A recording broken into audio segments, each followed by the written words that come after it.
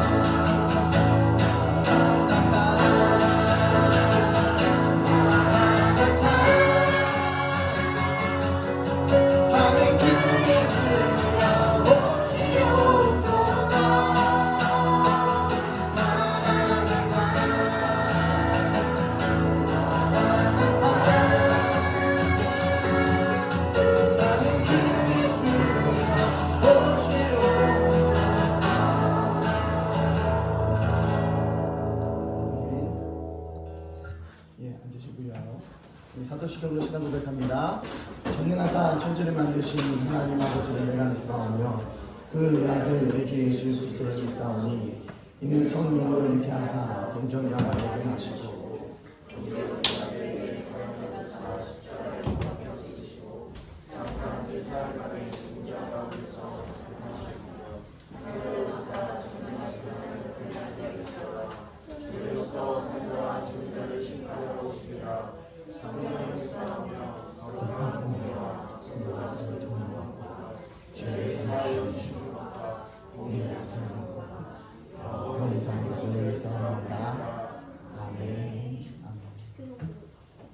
모두 일어나셔서요. 교동문 25번, 10편 47번 기록합니다. 차렷. 너희 만민들아 손바닥을 치고 즐거운 소리로 하나님께 외칠지어다.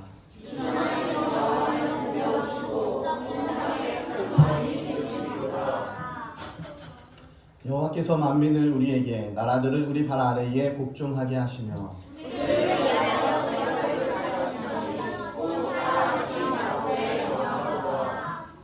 하나님께서 즐거운 함성 중에 올라가시며 여호와께서 나팔 소리 중에 올라가시도다.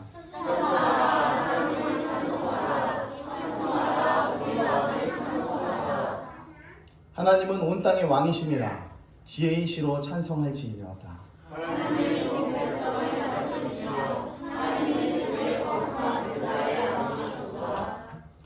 문 나라의 고관들이 모이며 아브라함의 하나님의 백성이 되도다.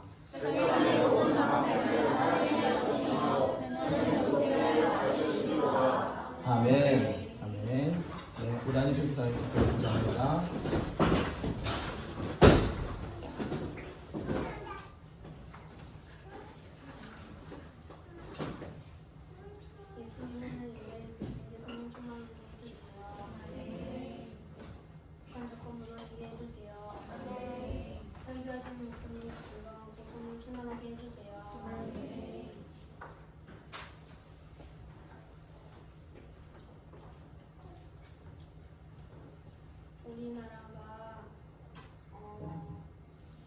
우리나라의 대통령과 국정자가 바르게 세워지게 해주세요.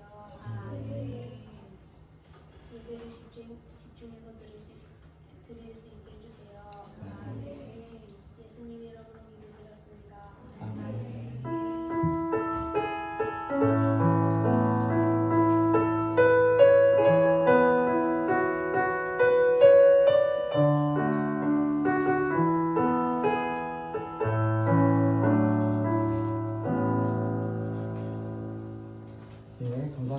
오늘 처음 오신 분들 환영합니다. 오늘 저기 우리 미정 집사님과 그 옆에 자매님들 처음 오셨고 저 뒤에도 또 처음 오시고 앉아 계신데 우리 박수로 환영합시다. 환영합니다.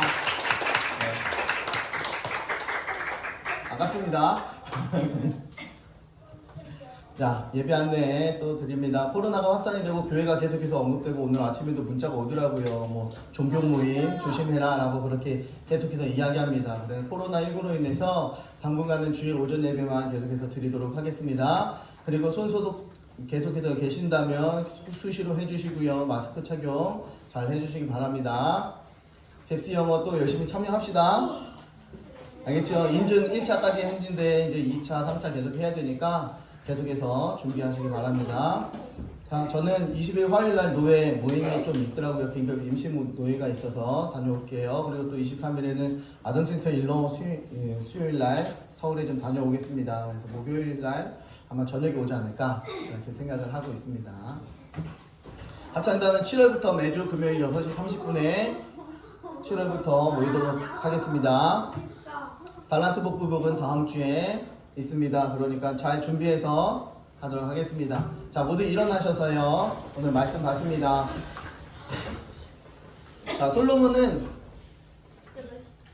1000번의 제사를 드리면서 하나님께서 이렇게 말씀하셨어요. 야, 네가 원하는 게 뭐니? 라고 물어봤을 때에 제가 필요한 것은 나를 위한 것이 아니라 백성들을 잘 판단할 수 있는, 재판할 수 있는 지혜가 필요합니다. 라는 그런 이야기를 했어요. 재판들을 잘 판단할 수 있는 지혜가 필요합니다. 그런데 그 1000번의 제사를 드리는데 한 번 드리는데 몇 시간? 몇 시간? 8시간이나 똑바른 자세로 하나님께 1000번이나 제사를 드렸어요. 매일매일 3년이라는 시간 동안. 그래서 하나님께서 그 마음을 받아주셨죠. 그런데 우리는 잠깐 일어나서 말씀 받는데 이 말씀 시간에라도 일어나서 말씀 열심히 최선 다해서 말씀 받습니다. 받습니다. 네. 빨간 글씨는 여러분이, 검정 글씨는 제가 교독하도록 할게요.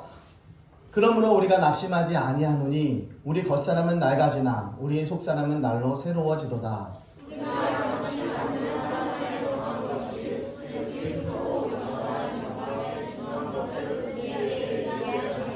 함께요. 우리가 주목하는 것은 보이는 것이 아니요 보이지 않는 것이니 보이는 것은 잠깐이요 보이지 않는 것은 영원함이라. 고린도후서 4장 16절에서 18절 말씀. 아멘. 아멘. 예, 지금 읽은 성경이 인생의 결론이라는, 지금 읽은 성경, 오늘 성경의 어느 대목을 보아도 우리가 하나님께서 나에게 말씀하신 것이다 라는 것을 이야기하는 겁니다.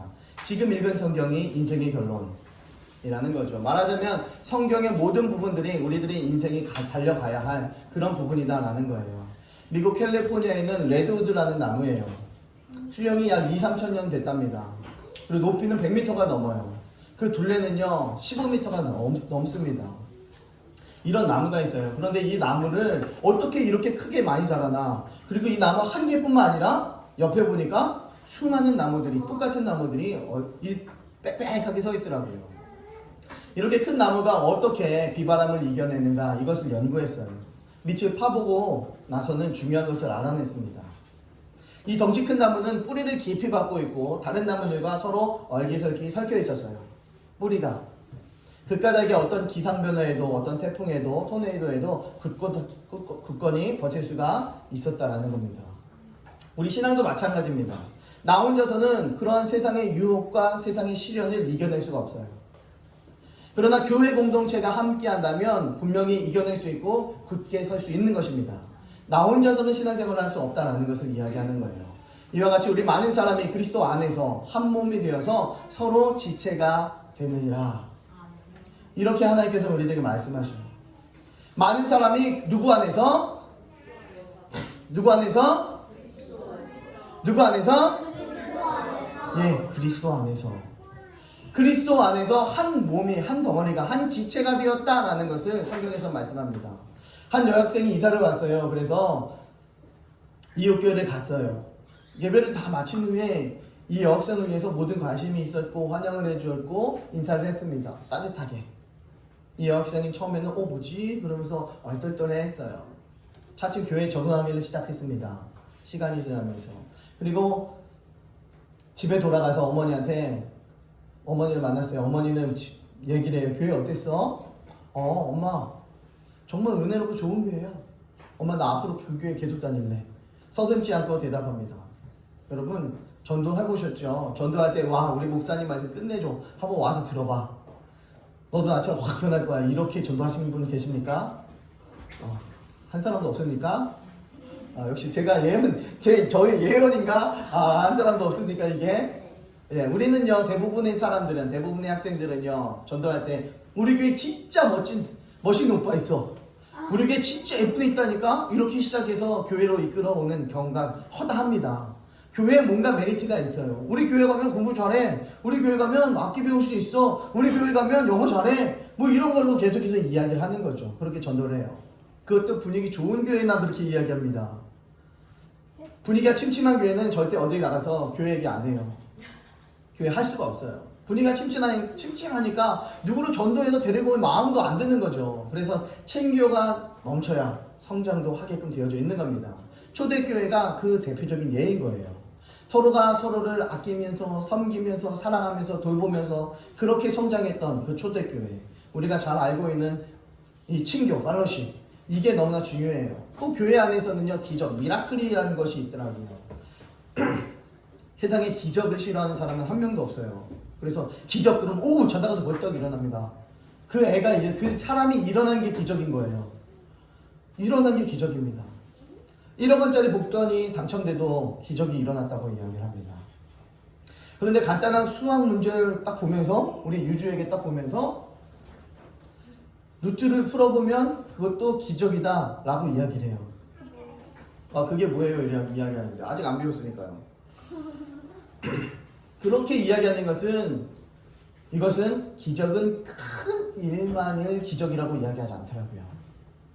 기적은요 사람을 모이게 하더라고요. 어떤 일이 일어나면 사람이 관심을 갖게 해요. 그래서 모이게 합니다. 성경에 보니까 기적 때문에 많은 사람들이 모였다라고 성경은 말을 해요. 예수님이 가는 곳마다 이적과 표적과 기사를 행했어요. 그래서 예수님을 수많은 사람들이 따라다녔습니다. 한 번에 2만 명씩 3만 명씩 따라다녔어요. 그러나 이 기적은 공부 못하는 오다니가 대학에 들어갔다 이런 기적과는 차원이 다른 기적이었어요. 이런 기적과는 차원이 다른 거예요. 죄로 인해 고통받던 내가 예수님으로 말미암아 마귀의 자녀에서 하나님의 자녀가 되었다. 내가 범죄자에서 이제는 하나님으로 말미암아 의로운 자가 되었다. 이제는 지옥의 백성에서 이제는 천국의 백성이 되었다. 바로 이러한 구원의 기적을 이야기하는 것입니다. 성경은 그러한 기적을 이야기해요. 수학 문제 한 개 풀었다는 기적이 아니라 죄인인 내가 예수님으로 말미암아 이제 구원을 받게 되었다라는 기적을 성경에서는 말하고 있는 겁니다. 예수님의 제자들은요 기적과 표적을 많이 행했어요. 많은 사람들에게 하나님을 경외하는 마음을 갖게 했습니다. 복음을 증거하는 사도들에게 더 없는 권위를 이 기적과 표적은 가져다 주었습니다. 우리 행복한 우리교회도 이러한 길을 좀 걸어왔어요. 날마다 걸어왔습니다. 그리고 앞으로도 기적을 일으키며 분명히 성장할 줄 믿습니다. 이제는 이런 기적을 우리만 맛볼 것뿐만 아니라 이웃에게도 나눠줘야 할 때입니다. 나 같은 죄인을 부르셔서 천국으로 구원해 주신 하나님의 은혜가 기적 중에 기적이다라는 것입니다. 나 같은 죄인이 천국 백성 되었다는 사실이 기적 중에 기적이다라는 거예요. 그러기 위해서는 만나야 됩니다. 누구를? 예수님을. 미팅이죠. 미팅 나가기를 즐겨워하는 피 나는 자매가 있습니다. 이 자매는 만나는 사람들마다 나 남자 좀 소개시켜줘 이야기를 해요. 남자 좀 소개시켜줘. 그래서 그래 소개시켜줄까? 그렇게 얘기하면 나는 남자 별로 안 좋아해 이렇게 이야기하더라고요. 앞뒤가 맞지 않았어요. 나 남자 좀 소개시켜줘 하면서 나 남자는 별로 안 좋아한대. 안 좋아하는데 소개시켜달란다? 말도 안 되는 일 아닙니까? 그런 얘기를 계속 하고 있어요. 근데 어느 날은요 머리에 노란 물을 들이고 왔습니다. 또 어느 날은 쌍수를 하고 왔어요. 선글라스를 딱 끼고 쌍수를 하고 왔습니다. 화장도 예쁘게 하기 시작했고 옷에 돈을 들이기 시작했습니다. 그러더니 결국 자기의 빈 가슴을 채워줄 남자를 만났대. 그러더니 교회 데리고 왔어요. 그러면서 하는 말이 결정입니다. 내가 얘를 만나려고 얼마를 투자했는데 쟤 만나려고 돈을 투자했다라고 이야기를 합니다. 그런데 그 옆에 있는 형제가 이렇게 이야기합니다. 야, 투자한 거에 비하면 좀 본전 생각 나겠는데? 이렇게 이야기를 해요. 그러니까 또 그 자매가 또 다시 한번 이야기합니다. 얘 하나로 끝나면 그렇겠지 라고 이야기를 해요. 또 누군가를 위해서 또 계속해서 재테크를 하듯이 했겠지 이런 이야기를 들었어요.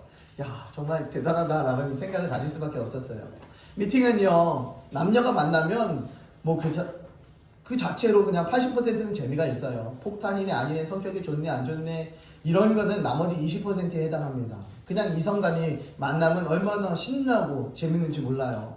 그래서 남자끼리 쭉 모인다면 잘 안 갈라 그래요. 여자들도 여자끼리 모이면 덜 가요. 그런데 모임 가운데 야 예쁜 애 있어 그럼 당장 나갑니다. 뭐는 열기를 제껴놓고 휴가를 내서라도 달려가죠. 예쁜 애 뭐 때문에? 예쁜 애 때문에. 이렇게 이성 간의 만남은요 만나지 않아도 마음이 설레고 즐겁고 기쁩니다. 그러나 만약 우리 성도들이 이성을 생각하는 반만큼만 이 교회를 생각하고 하나님을 생각하고 신앙을 생각했다면 어떻게 되었을까라는 생각을 가지게 됩니다. 하나님께 나올 때도 미팅 나갈 때처럼 완전 세팅하고 완전 무장하고 성령이 전신갑주가 아니라 미팅에 전신갑주를 입고 이렇게 쫙 나가게 된다면 이 교회는 분위기가 달라도 뭔가 다를 겁니다. 예쁘게 아름답게 치장을 하고 가면 말입니다. 사랑하는 사람이 생기면요 얼굴에 화색이 돈다고 해요. 기쁘니까 얼굴색이 변하고 자꾸 웃으니까 인상이 바뀝니다. 그래서 야 너 사랑하나 봐? 너 연애하나 봐? 이렇게 이야기를 하는 거죠. 항상 교회 나올 때 미팅하기를 때보다 더 즐거워하길 바랍니다. 저만 간절히 바랍니까? 교회 나올 때 항상 미팅 나오는 것처럼 그렇게 나오길 간절히 바랍니다. 예배는 내가 제일 사랑하고 너무나 소중한 그 하나님과의 미팅 시간이라고 생각한다면 이렇게 소홀하게 주 앞에 날려 나오지 않을 것입니다. 지루한 예배가 아니라 세상에서 가장 행복한, 가장 빨리 가는 시간이 될 것입니다. 어느 시간이요? 예배 시간이요. 하나님과의 미팅이라고 생각이 되어진다면 생각을 바꾸십시오. 그러면 예배가 즐거워집니다. 초대교회 성도들은요, 성전 미팅에 열을 올렸던 사람들이었어요. 성전 안에 달려나가서 하나님께 제사하고 하나님과 만남과 그 교제들이, 성도 간의 교제들이 너무나 기쁘고 즐겁고 행복했다라는 것입니다. 우리가 보통 말씀은 능력이라고 이야기를 해요. 말씀이 능력이 있어. 말씀에 권위가 있어. 말씀이 최고야. 말씀 하나면 이길 수 있어. 이렇게 이야기합니다. 그런데 그 말씀이 내 삶 속에서는 아무런 영향력을 끼치지 못하고 있더라고요. 말씀이 내 안에 들어왔고 말씀도 읽었는데요. 맨날 넘어지고 맨날 쓰러져요. 이 말씀은 너무 무능해 보여요. 이상하지 않습니까? 어떤 사람에게는 말씀이 능력이 되어주고 말씀이 전신갑주를 입고 살아가는데 어떤 사람에게는 아주 무능력한 그런 모습으로 나타납니다. 말씀 자체에는 문제가 없는 거죠. 말씀을 받는 우리들의 삶 가운데에 우리들의 믿음이, 우리들의 신앙이 문제다라는 것입니다. 동일한 말씀을 받아도 이 시간에 동일한 말씀을 듣고 동일한 예배를 드려도 어떤 사람은 회복하고 돌아가는 반면에 어떤 사람은 침울해서 역시 똑같은 우울증 기질을 가지고 돌아가는 사람들이 있어요. 핸드폰에 기능이 많으면 뭐합니까? 써먹지 못하는데 2G 같은 거 그거 똑같이 전화만 하고 전화만 받는데 왜 굳이 100만원짜리가 필요하냐는 거예요. 다룰 줄 알아야죠. 애플에서 나오는 노트북 너무 예쁘고 가볍습니다. 단단합니다. 단점이 있다면 좀 비싸다는 겁니다. 근데 비싼 노트북 사놓고선 게임이나 하고 인터넷 쇼핑하려고 그 비싼 걸 사요. 너무나 가성비 떨어지는 일을 하는 거죠. 잘 써먹으려면 처음부터 차근차근 기능을 배워야 합니다. 중요한 게 뭐냐면 아무리 성능이 좋아도 쓰는 사람이 무능하면 기계도 별 볼 일 없다는 것입니다. 우리도 마찬가지예요. 말씀이 능력이 있는데 왜 그 능력이 안 나타날까? 라고 고민하지 마십시오. 나에게 문제가 있구나 라는 것을 생각하시면 됩니다. 그래서 성경을 말합니다. 말씀을 읽었으면 낙심하지 말라라고 말씀합니다. 말씀을 받았으면 너는 더 이상 낙심하지 마. 말씀대로 힘내서 살면 돼. 하나님께서 낙심하지 말라고 했으면 나는 낙심하지 않으면 되는 거예요. 왜? 하나님이 능력자이시고 하나님이 창조주이시고 하나님께서 생명의 주인이시기 때문에 내 삶의 주인이시기 때문에 내 모든 전 우주의 주인이시기 때문에 그 주인께 내 모든 것을 맡기면 되는 것입니다. 긍휼하심을 입은 대로 낙심하지 아니하고 긍휼함을 입은 대로 낙심하지 않는데요. 하나님이 내 안에 말씀을 주셨다면 나는 더 이상 낙심하지 않습니다. 4장에서 고린도후서 4장에서 1절에서 18절까지 이 4장 가운데서 3번이나 낙심하지 아니하고가 나와요. 우리가 사방으로 우겨쌈을 당하여도 쌓이지 아니하며 답답한 일을 당하여도 낙심하지 아니하며 어쩔 때는요 사방에서 너무나 힘들게 괴롭게 우리들을 공격해와요. 저 사람만 공격해오면 다른 데 가서 피하면 되겠는데 다른 데서도 공격이 와요. 친구하고 싸웠는데 속상해 죽겠는데 집에 딱 들어오니까 엄마가 잔소리가 엄청 퍼퍼대요. 그리고 또 형제들이 또 잔소리 또 엄청 하고 형제하고 또 싸우게 되고 그러다 보면 아버지가 또 혼나게 되고 계속해서 사방으로 우겨쌈을 당하고 여러분 뭐 하지 말래? 낙심하지 말래요. 왜? 우리에게 하나님이 계시니까 피난처가 계시니까 위로자가 계시니까 구원자가 계시니까 여러분 낙심하지 말라고 성경에서 말씀합니다. 그래서 이 고린도후서 이 저자는 우리가 낙심하지 아니하노니 하나님께서 우리들에게 말씀합니다. 우리가 낙심하지 않는데요. 왜? 겉사람은 낡아지나 우리의 속사람은 날마다 새로워지기 때문입니다. 우리 겉모습은 후패하고 겉모습은 늙어지고 겉모습은 다치고 상처가 나고 아픔이 있지만 내 마음은 날마다 새롭게 말씀을 통해서 일어나게 되고 말씀을 통해서 웃게 되고 말씀을 통해서 회복하게 되고 말씀을 통해서 우리들의 영이 하나님께 나아가기 때문에 날마다 새로워진다라는 말씀입니다. 낙심하지 말아야 될 이유가 그럼 무엇인가 보니까요. 능력이 나타나는 것을 강의하기 때문에 우리가 낙심하게 되면요 능력이 안 나타나요.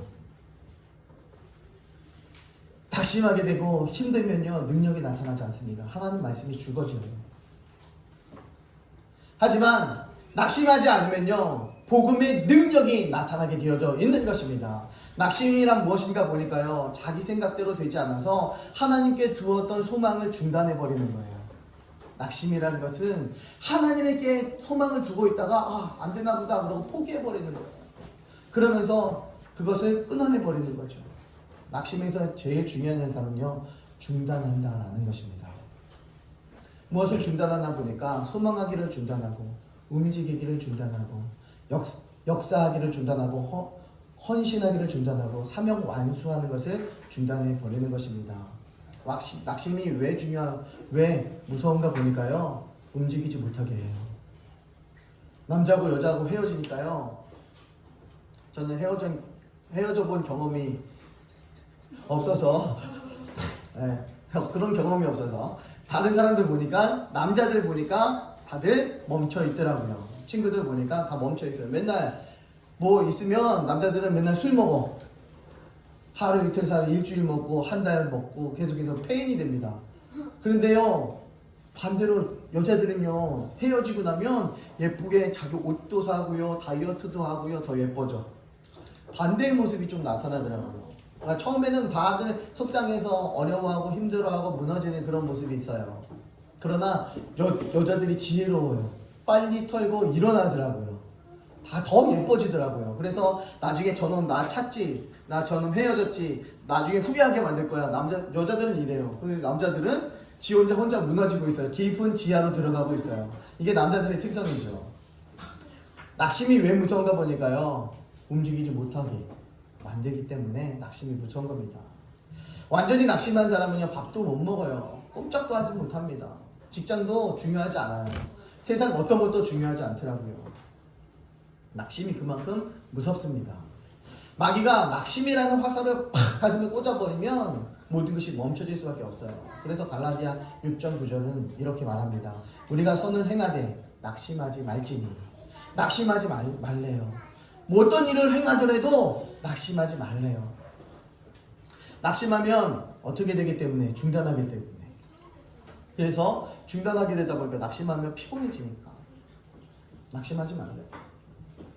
피곤해지지 말라고 합니다. 왜? 때가 되면 모든 것을 거두게 되어져 있어요. 때가 되면 모든 것이 이루어지게끔 되어져 있어요. 낙심하면요, 활동도 없어지고 사명도 없어져요. 그런데 신기한 게 있어요. 낙심하는 중에 움직이게 만드는 것이 있습니다. 그것이 뭘까요? 기도? 바로 죄입니다. 내가 어렵고 힘들고 괴로운 가운데서도, 내가 낙심하는 가운데서도 나를 움직이게 하는 능력이 있는 게 뭐냐면 죄입니다. 심하게 낙심해도 죄 짓는데, 이거는 죄 짓는 데는 움직이더라고요. 나쁜 짓을 하는 데는, 나쁜 발걸음을 가는 데는 움직이더라고요. 예배 내가 어렵고 힘들 때 주 앞에 달려나와 기도해야지, 이렇게 되지 않더라고요. 그래, 진가 열심히 잘 듣고 있어. 오다니 너 뭔지 아세요? 지구젤리. 근데 여기서 받은 사람은 기뻐. 근데 못 받은 사람은 낙심하고 있어 지금. 못 받은 사람 낙심하고 있어. 때를 기다리십시오, 여러분. 집중해서 때를 기다리면 그때가 돌아옵니다. 낙심하지 말고 끝까지 바른 자세로 하나님께 예배드리면 내가 지구젤리 받는 게 문제가 아니라 하나님께서 나에게 주시는 그런 축복, 하나님께 드려지는 영광, 그것이 이 예배 가운데 예배를 통해서 드러나는 것입니다. 낙심할 때 우리는 조심해야 돼요. 이스라엘 백성들은 출애굽할 때 낙심을 하게 됐어요. 애굽을 출발해서 가나안 땅으로 들어가는 걸 출애굽이라고 해요. 그래서 출애굽을 하는데 광야를 거쳐서 가나안 땅으로 들어가게 됩니다. 그런데 가는 과정 가운데에 낙심을 합니다. 낙심을 하게 되다 보니까 원망을 하게 되어져 있어요. 원망을 하니까 가나안 땅에 결국은 살아서 못 들어갔어요. 자기의 후손들만 들어가게 되었습니다. 무엇 때문에? 낙심 때문에. 예수님의 제자들도 예수님의 십자가 못 박혀 돌아가시니까 모두 다 도망가기 바쁘더라고요. 예수님이 잡혀가니까 도망가기 바빴어요. 숨기에 바빴어요. 왜? 나도 함께 잡힐까봐 두려워서, 목숨이 아까워서, 두려워서 이렇게 낙심했습니다. 예수님이 십자가 정말 못 박혀 죽었어요. 그래서 무덤에 장사를 자기네들 손으로 들었습니다. 예수님 무덤에 집어넣었어요. 그들은 이제 예전처럼 길거리를 활보하며 다니지 못했습니다. 전에는 길거리를 다니면서 예수 이름으로 명한다, 일어나 걸으라 라고 그렇게 외쳤던 사람들이 이제는 집 안에 들어가서 웅크리며 숨어 있었습니다. 왜? 낙심이 되니까. 낙심하니까 뿔뿔이 흩어지게 되고 오합지졸이 되고 말았습니다. 유명한 선지자 엘리야가 낙심하니까요, 로뎀나무 안에서 죽기를 구했습니다. 1대 850으로 전쟁을 치렀어요.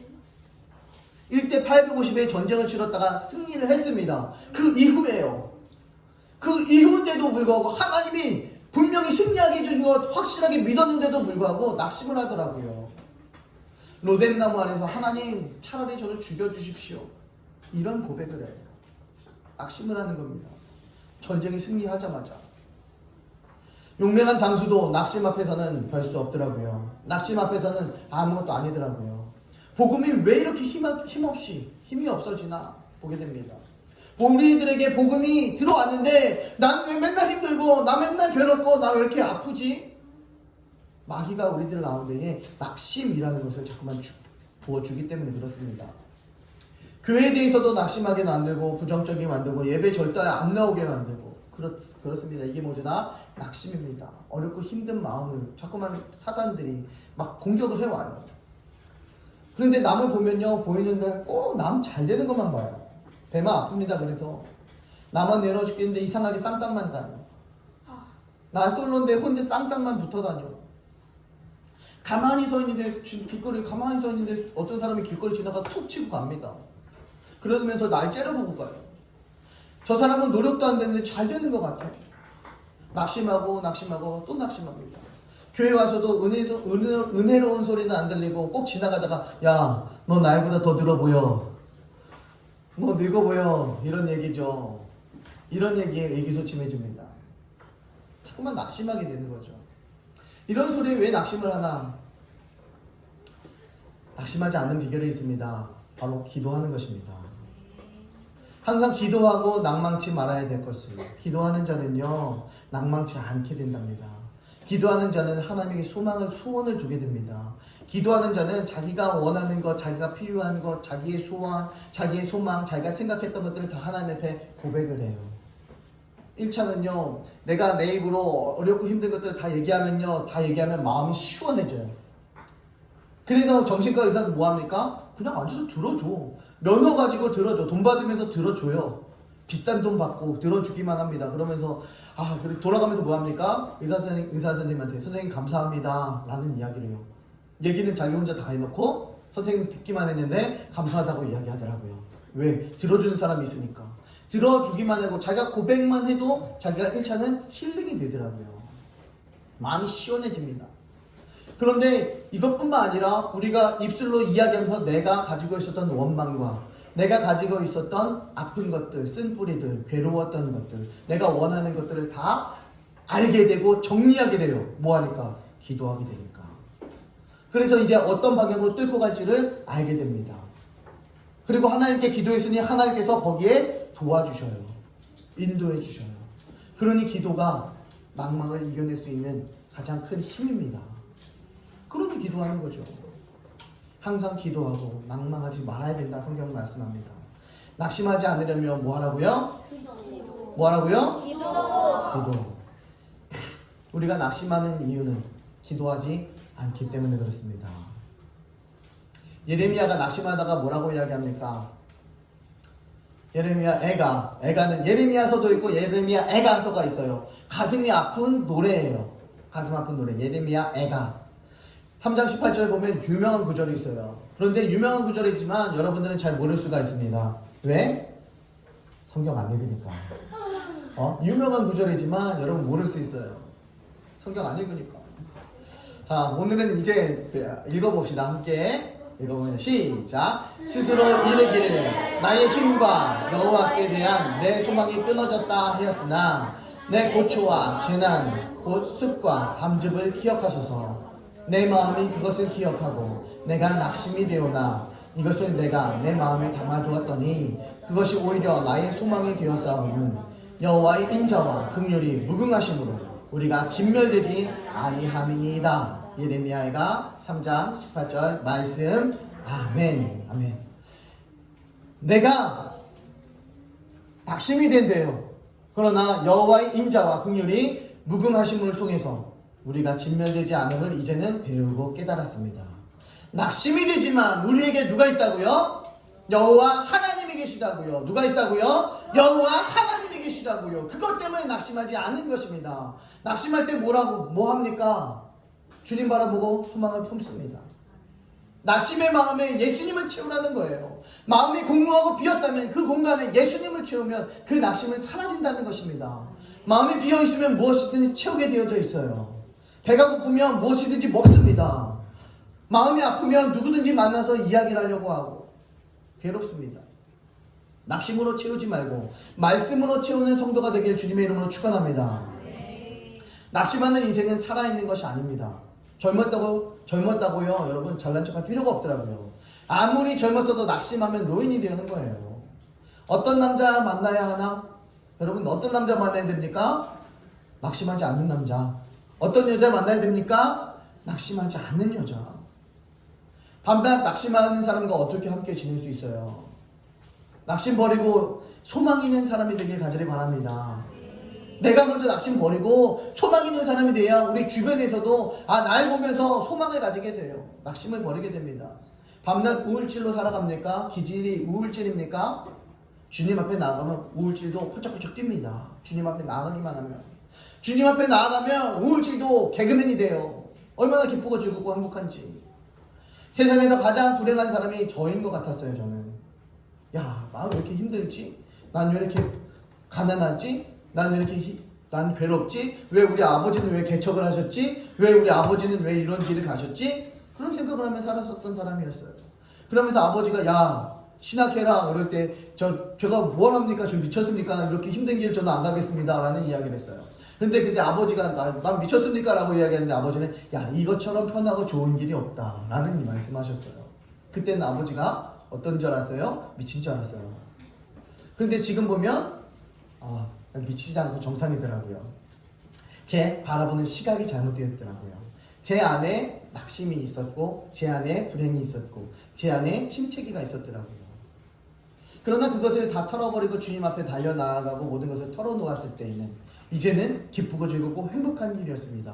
제가 지금까지 전도사 때부터 시작을 해갖고 96년도부터 전도사를 시작했어요. 96년도 2020년이잖아요. 약 25년을 사역을 했습니다. 그런데 25년이 하루하루가 너무 빨리 지나갔어요. 제가 아르바이트를 해도 한 달 하면 지겨워서 못하는 사람입니다. 그런데 25년을 너무 빠르게 지나갔어요. 25년이. 하나님께서 날 이렇게 부르셨구나. 내가 바르게 응답했구나. 감사하는 마음을 지금은 안 가질 수가 없어요. 어떤 일을 교회 안에서 행할 때마다 즐겁고 기쁩니다. 남들은 다 안 된다고 이야기를 해요. 나는 그거 네가 하는 일 나는 지지할 수 없어 라고 이야기합니다. 제가 이 교회를 와서 이 삼척을 와서 개척하는 모든 순간순간들이 다 그런 일들이 다 있었어요. 그때마다 하나님이 내가 하나님께서 나에게 주신 마음이 있다면 관심이 있다면 저는 그렇게 가겠습니다. 저는 낙심하지 않고 어렵고 힘들어도 돌진해 보겠습니다 라는 생각 가지고 지금까지 왔어요. 그래서 집에서 예배를 드리고 우리 가정이 처음에 와서 우리 식구 5명이서 태권도장에 앉아서 예배를 드리고 그랬던 시절이 불과 얼마 전이었어요. 그런데 하나님께서는 예배 처소도 허락하시고 우리 함께 공동체도 만들어 주시고 하나님께서 이끌어 주시더라고요. 얼마 전에는 지역아동센터를 남들은 다 안 된다고 이야기하는, 남들은 가능하지 않다고 이야기하는 지금 지역아동센터를 다 없애는 추세래요. 다 함께 돌봄이 문재인 정부가 이렇게 이끌어가는 거여서 다 함께 돌봄은 모든 지역들마다 새로 생기는데 지역아동센터는 새로 생기지 않는데요. 그런데 우리 삼척 지역에서 7년 만에 지역아동센터를 세우게 되었습니다. 어렵지 않게 하나님이 이끄시니까요. 얼마나 감사한지 몰라요. 세상에서 가장 불행한 사람이 나인 줄 알았더니 예수님을 만나니 미쳤습니다. 예수님 때문에 좋아 죽었습니다. 너무 기뻤습니다. 너무 행복했어요. 예수님을 만나니까. 만나기 전에는 내 삶이 아니었습니다. 그저 하루하루를 때우고 하루하루를 보내는 삶이었어요. 그러나 예수님이 나의 주인이 되었고 예수님이 나의 모든 것이 되었을 때에 이제는 미친 사람처럼 수십 년을 살게 되었습니다. 낙심을 깨고 주님 앞에 나아가면 말씀이 힘을 발휘하기를 시작합니다. 변화되기 시작합니다. 말씀이 낙심을 이기게끔 되어져 있습니다. 기도가 낙심을 이기게끔 되어져 있습니다. 낙심을 이기는 하나님의 귀한 성도들이 되길 주님의 이름으로 축원합니다. 말씀을 읽었으면 또한 말씀을 받았으면 정결하게 살아야 돼요. 정결하게 살아야 돼요. 숨은 부끄러움의 일을 버리고 라고 성경에서 말씀합니다. 숨은 부끄러움, 내 안에 가지고 있는, 나만 알고 있는 숨은 부끄러움의 일, 그것을 다 간직하지 말고 내어버리래요. 우리가 쉽게 이야기하면 이불킥하는 거 있죠. 내가 창피해서 쪽팔려서 어떻게 누구한테 얘기 못하는 것들, 숨은 부끄러운 일들, 그런 것들을 다 자꾸만 회상하지 말고 다 내려버리래요. 요즘 아직도 옛날 과거에 잘못된 것들이 생각이 자꾸만 떠오르면요, 저는 제 가슴을 칩니다. 주여! 그럽니다. 그럼 우리 사모님 왜요? 라고 물어봐요. 근데 제가 더 이상 대답하진 않아요. 저 혼자의 얘기니까, 저 혼자의 상상이니까, 숨은 부끄러운 일이니까. 자꾸만 그런데 그거 하지 말래요, 성경에서는. 자꾸만 그런 생각을 가지게 되면, 아유, 내가 이랬지. 내가 낙심되고, 내가 부끄럽게 되고. 자꾸만 이러더라고요. 내가 부끄럽고, 내가 낙심될 때 하나님께 나아갈 수가 없더라고요. 숨은 부끄러움의 일은 버려라 라고 이야기합니다. 숨은 부끄러움이 뭘까 보니까, 있는 척 하는 거예요. 위선 있는 일 이야기하는 겁니다. 내가 그렇지 않은데 위선 떠는 거죠. 그 다음 단계는 뭡니까? 속임의 단계를 넘어갑니다. 부끄러움의 일을 버리고 속임으로 행하지 아니하며 라고 그렇게 말씀합니다. 말씀도 능력이 있지만요, 죄도 능력이 있더라고요. 낙심되어져서 정말 움직일 수 없는 그 사람을 움직이는 능력이 있더라고요. 죄는요, 어떤 것을 죄 지러 가자 그러면은 보통 사람들은요, 난 크리스천들은요, 나이트 가는 거 죄 아니에요. 술 먹는 거 죄 아닙니다. 뭐 담배 피는 거 죄라고 생각하지도 않아요. 그냥 하얀 거짓말 이런 건 죄라고 생각하지 않습니다. 그러나 이 교회는요, 세상의 상식과는 달라요. 그런 것조차도 다 하나님께서 하지 말라고 하는 것을 하게 된다면, 위반하게 된다면 그것은 모두 다 죄다라고 이야기를 해요. 우리가 어디서 배웠어요? 아, 아멘. 우리가 소유리 문답에서 죄라고 이야기하는 것, 죄는 무엇입니까? 하나님께서 해라 한 것을 하지 않는 것. 하라라고 이야기하지 않는 것. 하지 말라고 하는 것을 하는 것. 하라고 하지 않는 것을 하지 않는 것. 이것은 하나님 말씀에 위반된 것. 위반 알죠? 운전해보신 분들은 다들 위반 한 번씩들 해보셨잖아요. 이 위반 알잖아요. 잘못된 것. 그 위반을 죄라고 이야기합니다. 또한 부족한 것을 죄라고 이야기해요. 야, 하나님께서 하루에 너와 함께 30분 만나길 원해요. 그런데 내가 25분만 했어. 기도를. 그러면 5분 미달이잖아요. 부족해잖아요. 그것조차 죄라고 이야기합니다. 하나님 제가 바빠서요. 바쁜 거 하나님은 봐주지 않더라고요.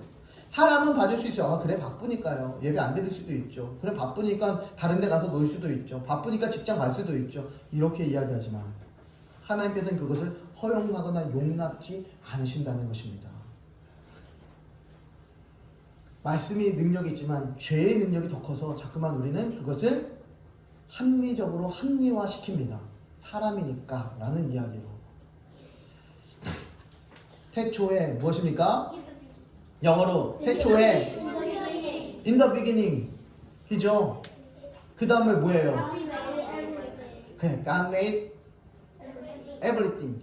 하나님께서 뭘 만드셨대? 모든 것을 만드셨대.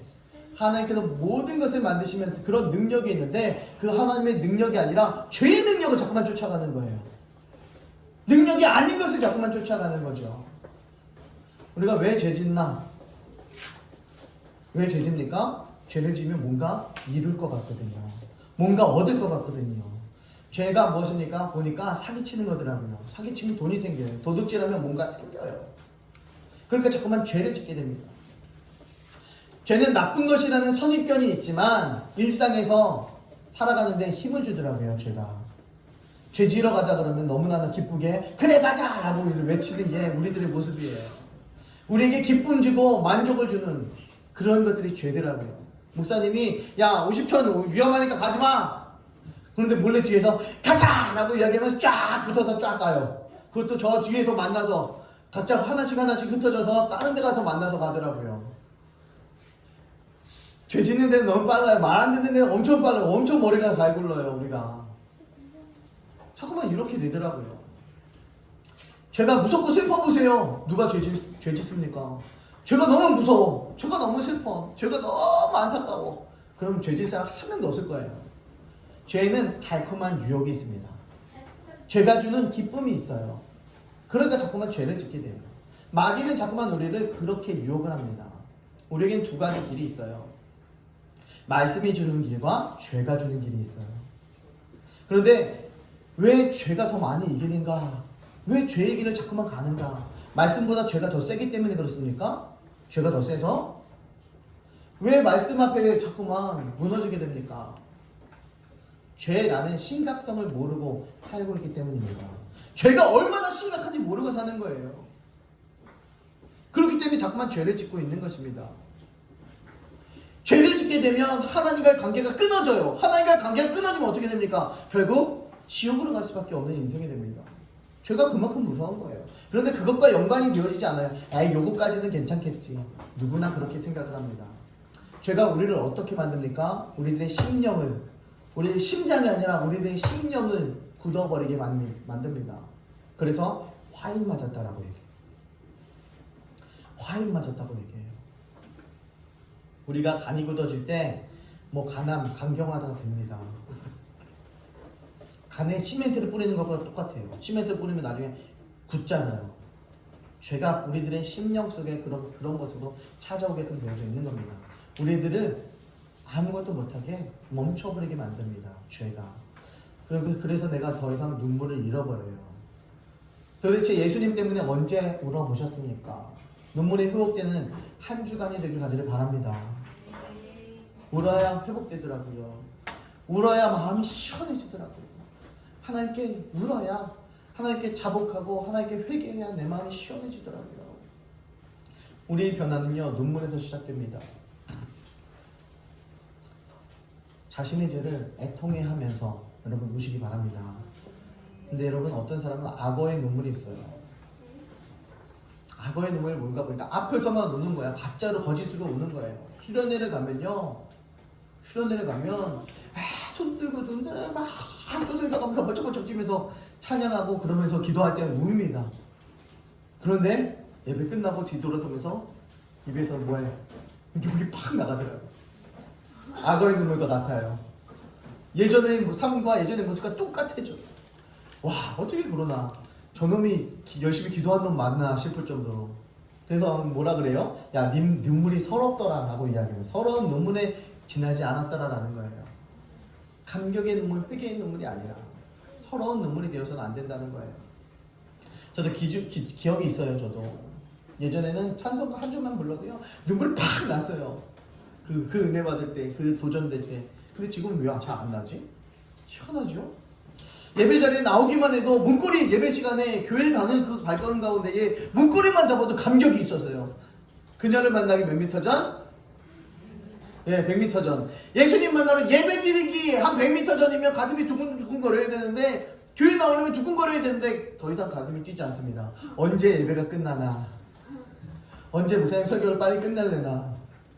제가 주일 오후와 수요일 모가지까지 한다고 그랬죠. 계속해서. 그래서 계속 길게 하고 있죠. 아직 멀었습니다. 싫어. 네. 예배 자리에 나오기만 해도요 감격이 있었어요. 교회 근처만 와도요 감동이 있었습니다. 기도하려고 앉기만 해도요 눈물이 주르륵 나올 때가 있었어요. 그런데 요즘 여기서 자고 있는데 기도하려고 하면 왜 이렇게 힘든지 모르겠어요. 자꾸만 누가 머리를 잡아당기는 것 같아. 기도하지 말라고.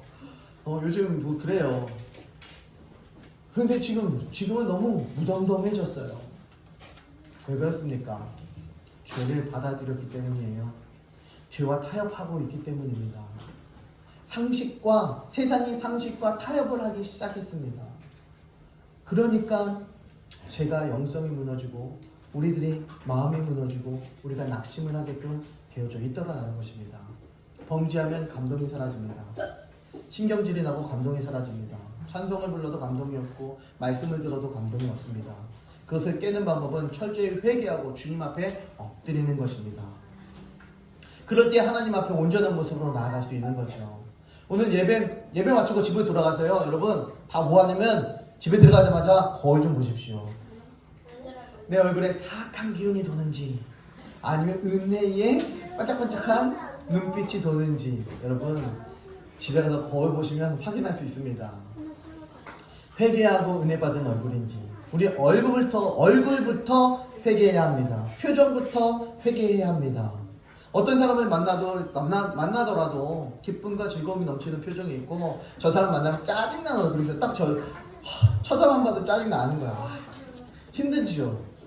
얼굴부터 회개해야 되더라고요. 하나님 앞에 정직한 모습으로 엎드려야 합니다. 레오나르도 다빈치가요 12제자의 그림을 그렸어요. 가룟유다하고 예수님의 얼굴 모델이 똑같다. 이 얘기 들어보셨습니까? 처음 듣는 얘기입니까? 이 흔한 얘기가? 네. 그럼 오늘 제가 말씀을 드리겠습니다.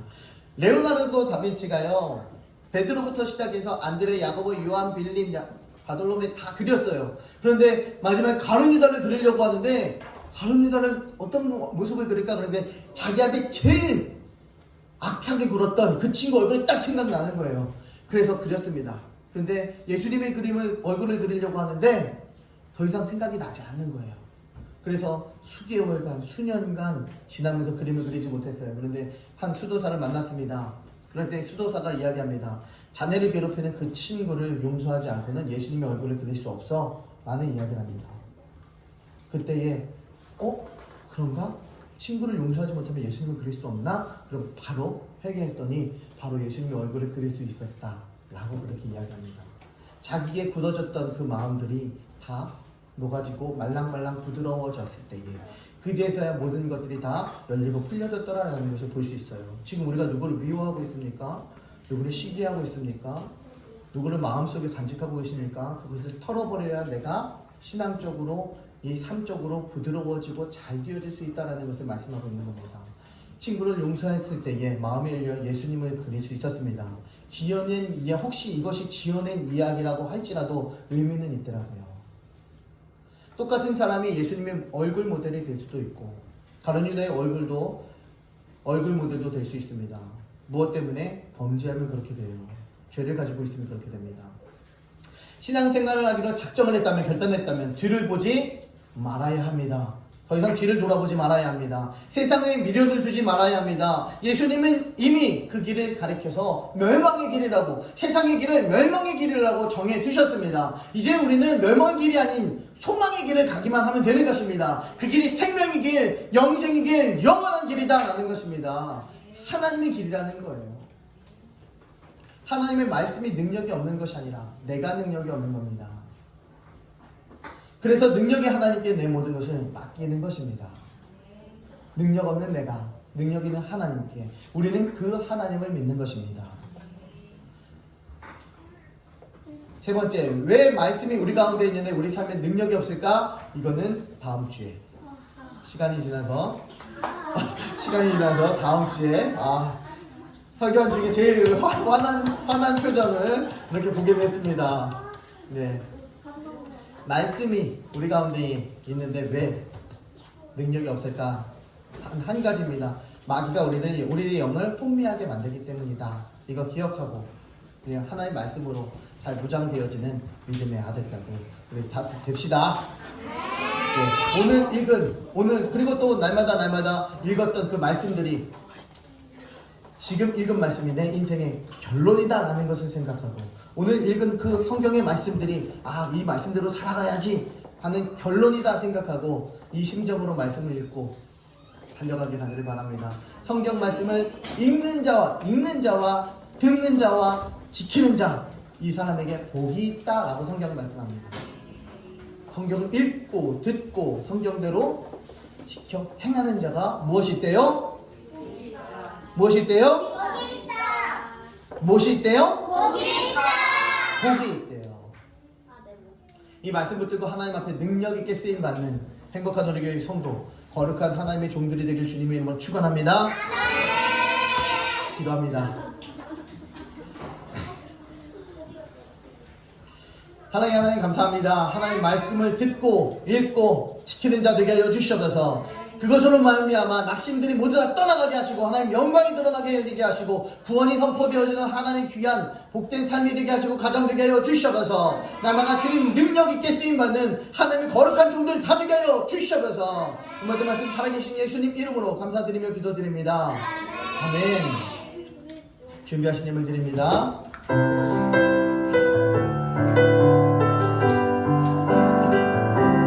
우리는 예수님의 보배 비로소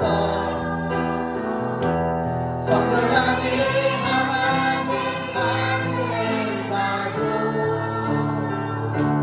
우리가 복음으로 나갑니다. 영원토록 하나 되었네.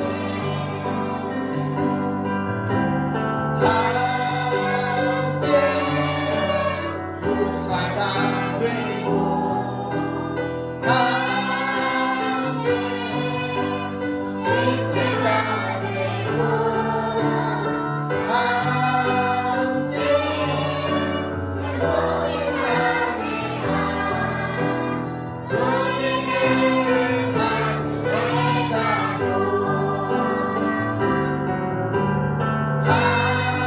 함께 아픔과 기쁨을 함께 복음을 위하여 함께 생명을 나누는 우리들은 하늘의 가족 함께 부사가 되고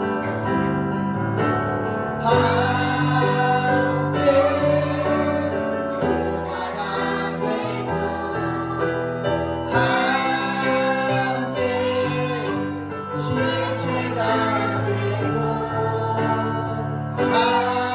함께 약속의 자매가 우리들은 하늘의 가족 함께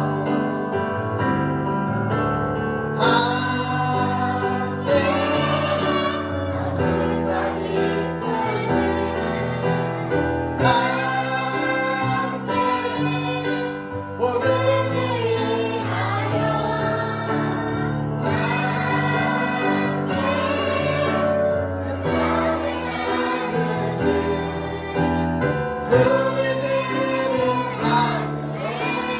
우리들은 하늘의 가족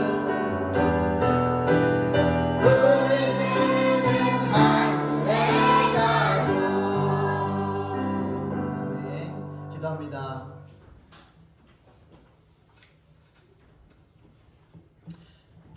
하늘 가족 삼아주시니 감사합니다. 믿음으로 하나님께 달려나와 귀한 예배 드립니다.